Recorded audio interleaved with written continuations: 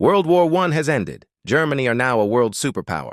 After Russia ceded territory, they now have a population and economic output larger than the USA. Russia is in a state of civil war. It's inconceivable that the Bolsheviks can stay in power. The Russian Whites movement wanted a traditional Russia.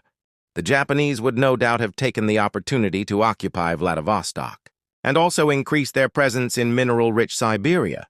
The loss of territory and Russian citizens living under foreign rule would have been hard to stomach for a new Russian republic, something that Russia still feel aggrieved about today, much the same as it had been for Germans in the Weimar Republic.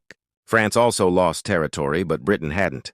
But where, if anywhere, was the most likelihood of a Nazi-style government likely to emerge from?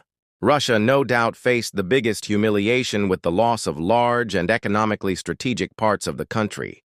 They'd have had someone to blame for the betrayal: communists. And Russia had a long history of anti-Semitism, and many of the leaders of the Bolshevik movement were Jewish. America didn't face the humiliation, but losing a war affects national pride.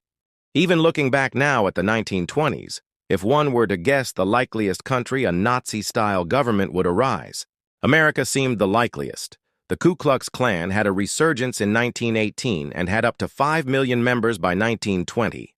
They effectively ran some states like Indiana, and many members held prominent positions in government. Klan member Hugo Black was a senator and later Supreme Court judge. Georgia, Oklahoma, and Indiana had Klan governors, and many states had Klan members as mayors, sheriffs, judges, and school board members. Britain seems an unlikely place for a Nazi-style government, with its polite upper ruling class and strong parliamentary legislature.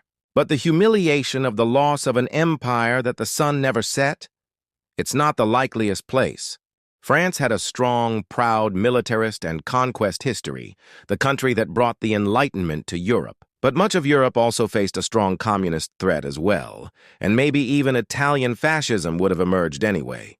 Another likelihood is that Germany would come into conflict with the USA as a superpower rival, with Britain and France undermining Germany, supporting nationalist and independence movements in Poland, Romania, Serbia, as well as Africa, maybe even communist groups. It is very likely the same sides emerged from a battered world war to become stronger. And another world war with the same sides, Britain, France, Russia, and America, with Japan rampaging through the East, threatening Britain and American interests. World War II happening was every bit as likely if Britain and its allies had lost the First World War. Disagree? Let me know in the comments. And like and subscribe, and more What If videos will follow.